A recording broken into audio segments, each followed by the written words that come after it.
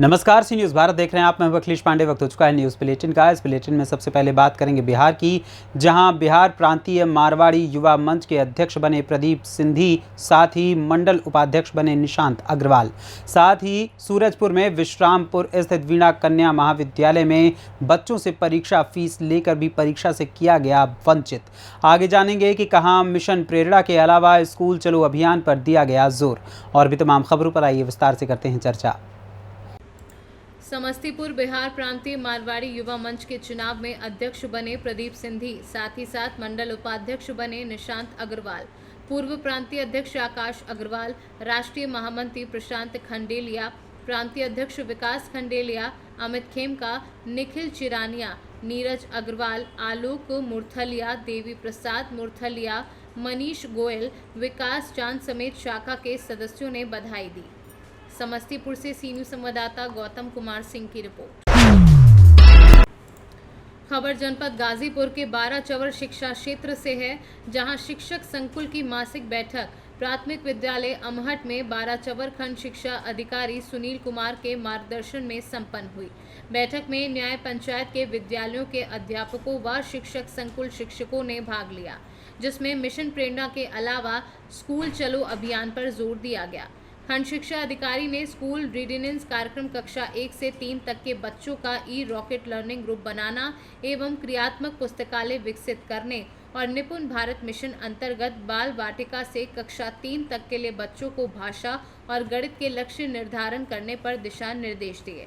इस अवसर पर संकुल शिक्षक यशपाल यादव, सदानंद भारती, संजय कुमार शुक्ला, अर्चना शर्मा आदि अध्यापक उपस्थित रहे।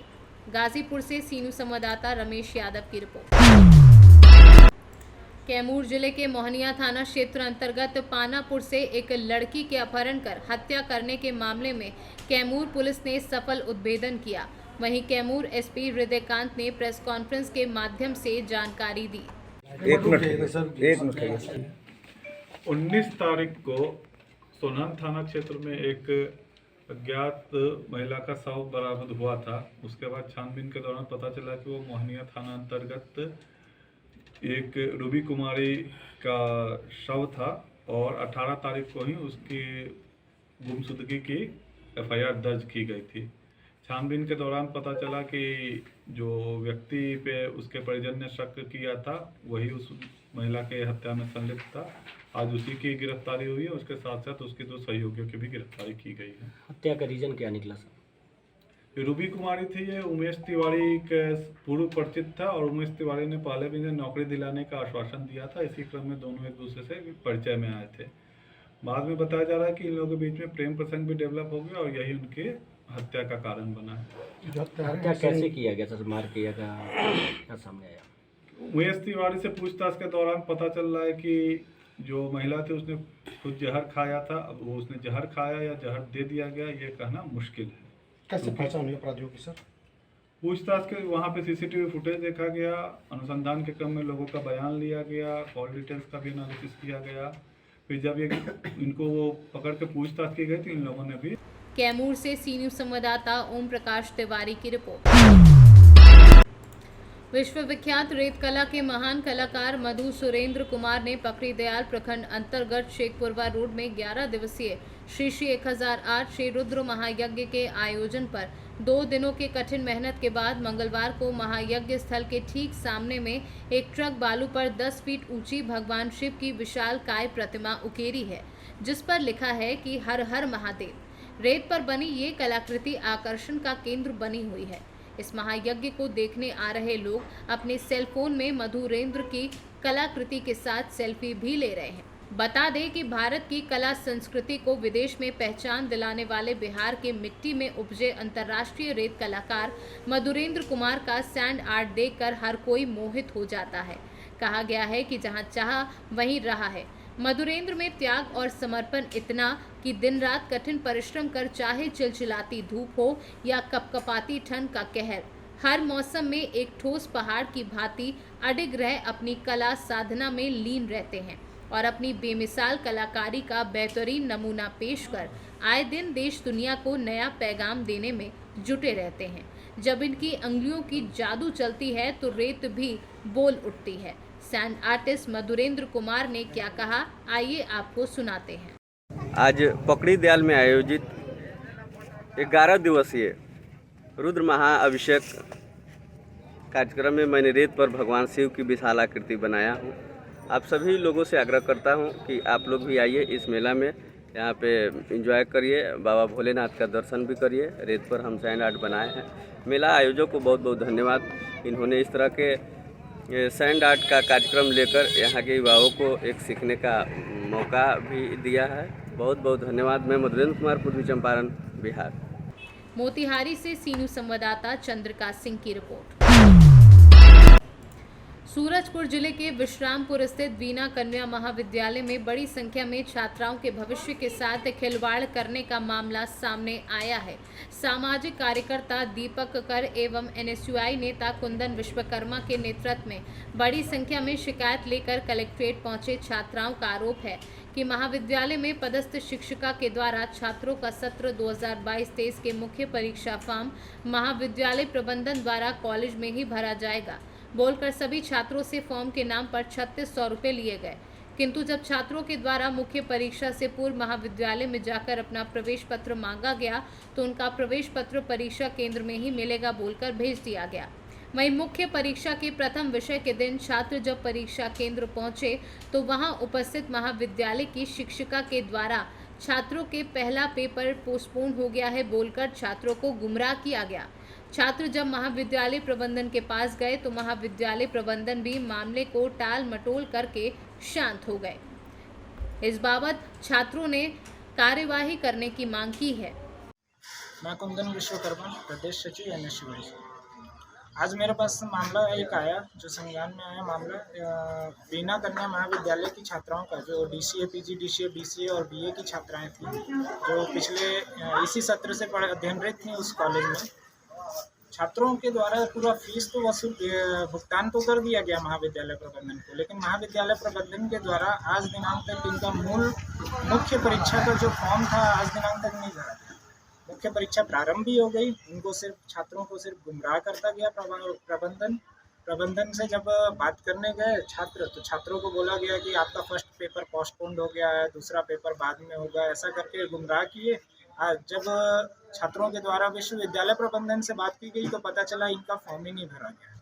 फॉर्म तो स्वतंत्र रूप से सभी छात्रों को ऑनलाइन किसी भी माध्यम से भरने का प्रावधान है, लेकिन महाविद्यालय द्वारा छात्रों को दबाव बनाया गया कि आपका पूरा फॉर्म कॉलेज से भराया जाएगा और उसका फीस की उगाही भी कर ली गई। क्या नाम है आपका?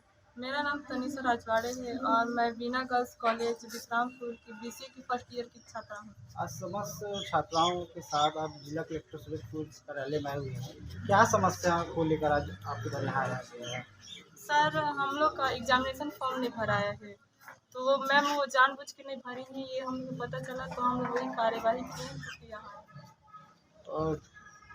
कॉलेज प्रशासन के ऊपर इस लापरवाही के ऊपर आप किस प्रकार की कार्यवाही चाहती हैं जिला प्रशासन के माध्यम से?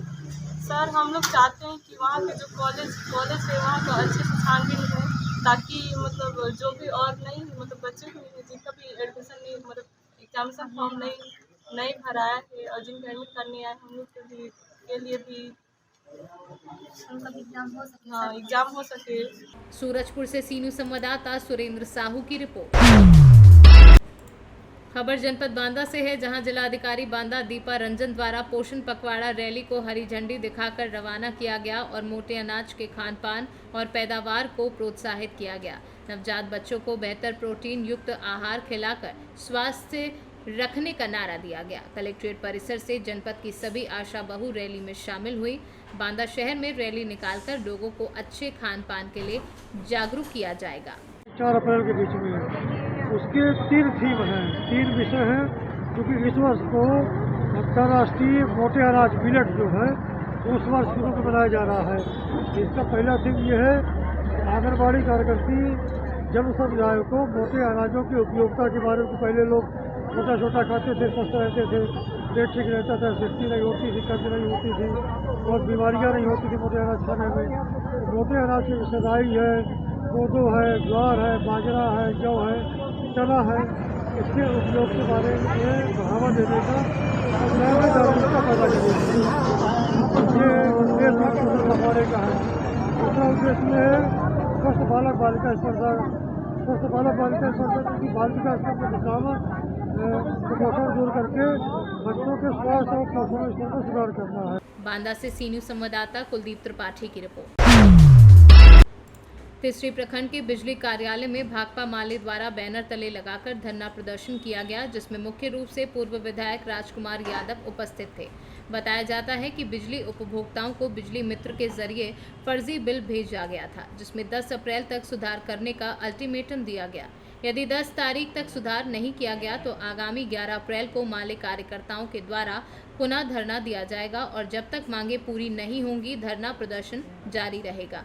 और माले विधायक वहीं भाजपा दल के विधायक बाबूलाल मरांडी को आड़े हाथों लेते हुए कहा कि यहाँ के विधायक और सांसद चुप हैं, मूकदर्शक बने हुए हैं। आज सारी योजना गरीबों के बेटे को नहीं मिली है और अगर मिली है तो भाजपा के लोगों को ही मिली है। चंदन और अंशु बड़नवाल की हत्या हो जाती है और ऋषि कुमार की हत्या हो जाती है, जिसका अब तक हत्यारों की गिरफ्तारी नहीं हुई है और यहाँ के विधायक और सांसद चुप हैं, जिसमें विद्युत सहायक अभियंता द्वारा कहा गया कि जो भी शिकायतें आई हैं लिखित आवेदन देकर शिकायत करें। 10 अप्रैल तक जांच कर सुधार किया जाएगा। हम लोग पूर्व सूचना के मुताबिक आज 21 मार्च को हम लोग तीसरी अवर प्रमंडल बिजली कार्यालय के सामने हम लोगों ने आज एक दिवसीय धरना दिए हैं। हमारी 6 सूत्री मांगे थी, उसमें महत्वपूर्ण मांग थी कि बिजली उपभोक्ताओं को गलत और फर्जी तरीके से ऊर्जा मित्रों के जरिए बिजली बिल जो भेजा गया है, इसमें हम लोगों ने 10 अप्रैल तक सुधार करने का जो सो अल्टीमेटम दिए हैं और बिजली विद्युत सहायक अभियंता के द्वारा ये आश्वासन दिया गया है कि हम 10 झारखंड से सी न्यूज संवाददाता आनंद बरनवाल की रिपोर्ट। कुंदा थाना प्रभारी परमानंद कुमार मेहरा ने 31 किलो 250 ग्राम सूखा अफीम और 22 किलो 700 डोडा के साथ 2 पिता पुत्र को गिरफ्तार किया है। गिरफ्तारी को लेकर सिमरिया एसडीपीओ अशोक कुमार प्रियदर्शी ने अपने सिमरिया कार्यालय में प्रेस वार्ता कर पूरी घटना का खुलासा किया है। को एक गुप्त सूचना प्राप्त हुई थी कि कुंदा थाना क्षेत्र के बनियाडी गांव में शंभू गंजू हैं, जो अपने घर में भारी मात्रा में अवैध अफीम छुपा कर रखे हुए हैं तथा ये बेचने के फिराक में। इस सूचना पर तत्काल जो है प्रखंड विकास पदाधिकारी कुंदा श्री खगेश कुमार, साथ ही साथ एएसआई मदन कुमार सिंह एवं अन्य सशस्त्र बल का एक टीम रेड करने के लिए उनके घर पे भेजी गई थी। रेडिंग टीम जब उनके घर का घेराबंदी करते हुए छापामारी की तो इस दौरान 2 व्यक्तियों को गिरफ्तार किया गया तथा उनके घर से लगभग 28 केजी 700 ग्राम पट्टा अफीम बरामद करने में कामयाबी हासिल की। साथ ही साथ इस क्रम में एक अन्य सूचना प्राप्त हुआ कि ग्राम इचाक के भोला यादव, जो अपने घर में अफीम काफ़ी मात्रा में छिपा कर रखे हुए हैं, इसी छापामारी टीम ने जब हमारा इचाक में जाकर के उनके घर में भी छापामारी की, इस दौरान भोला यादव जो है झाड़ी का फायदा उठा करके भागने में सफल रहे एवं छापामारी के क्रम में उनके घर से लगभग 2 किलो 550 ग्राम गीला अफीम बरामद। झारखंड से सी न्यूज संवाददाता मोहम्मद साजिद की रिपोर्ट। खबर यूपी के जिला रायबरेली से है, जहां आधुनिक रेल कोच डिब्बा कारखाना मेंस कांग्रेस के बैनर तले कर्मचारियों ने पुरानी पेंशन बहाली की मांग को लेकर राष्ट्रपति को संबोधित ज्ञापन जिला अधिकारी को सौंपा। कर्मचारियों का कहना है कि पुरानी पेंशन योजना को बिना किसी गारंटी के अंशदायी पेंशन योजना में बदल दिया गया है। उसके बाद केंद्र सरकार के कर्मचारियों के लिए राष्ट्रीय पेंशन प्रणाली यानी एनपीएस लागू कर दी गई है। इस मामले में कर्मचारियों ने नो गारंटी एनपीएस को वापस लेने और पुरानी पेंशन योजना को लागू करने एवं केंद्र सरकार और राज्य सरकार के कर्मचारियों की तत्काल पुरानी पेंशन योजना लागू कराए जाने की मांग की है। मेंस कांग्रेस के अध्यक्ष आशीष कुमार ने ये भी मांग की कि पुरानी पेंशन योजना कर्मचारियों के हित में थी, क्योंकि रिटायरमेंट के बाद जीवन यापन करने के लिए पेंशन ही एकमात्र सहारा रहता है, जो कि सरकार ने हम लोगों से छीन लिया। इस विरोध प्रदर्शन में अध्यक्ष के साथ साथ जनरल सेक्रेटरी नायब सिंह ने भी संबोधन में कहा कि ये सरकार हमारे कर्मचारियों का उत्पीड़न कर रही है और साथ ही साथ उन्होंने राष्ट्रपति से विनम्र आग्रह करते हुए कहा कि हम लोगों के हित के लिए आप संज्ञान लें तथा पुरानी पेंशन को लागू करने की कृपा करें। हम सभी कर्मचारी आपके तहे दिल से आभारी रहेंगे। इस मौके पर मनोज कुमार, रोहित रंजन, सचिन वाजपेयी सहित भारी संख्या में कर्मचारी मौजूद रहे। रायबरेली से सी न्यूज़ संवाददाता मृदुलेश त्रिपाठी की रिपोर्ट। शहडोल पुलिस की साइबर सेल ने बड़ी सफलता हासिल की है। जिले के विभिन्न थाना क्षेत्रों से गुम हुए एंड्रॉयड मोबाइल को बरामद कर उनके उपभोक्ताओं को वापस किया है। मोबाइल वितरण के दौरान प्रेस कॉन्फ्रेंस का आयोजन किया गया था, जिसमें commissioner Rajeev Sharma, ADGP DC Sagar, Shahdol SP Kumar Prateek, Anuppur SP Jitendra Singh Pawar द्वारा गुम मोबाइलों का वितरण किया गया। बता दें कि जिले भर से 255 आवेदन प्राप्त हुए थे, जिसके आधार पर साइबर सेल ने खोजबीन करते हुए 255 मोबाइल को ट्रेस कर जब्त किया है। जब्त की गई मोबाइल की कीमत 40 लाख रुपए बताई गई है। पुलिस ने बताया कि जिले के अलावा कई अन्य राज्यों से गुम हुए मोबाइलों को बरामद किया गया है। शहडोल से सी न्यूज़ संवाददाता रजनीश शर्मा की रिपोर्ट। फिलहाल के लिए इस न्यूज़ बुलेटिन में बस इतना ही। देश दुनिया की तमाम खबरों के लिए देखते रहें सी न्यूज़ भारत। हर खबर आपके साथ, आपके हाथ।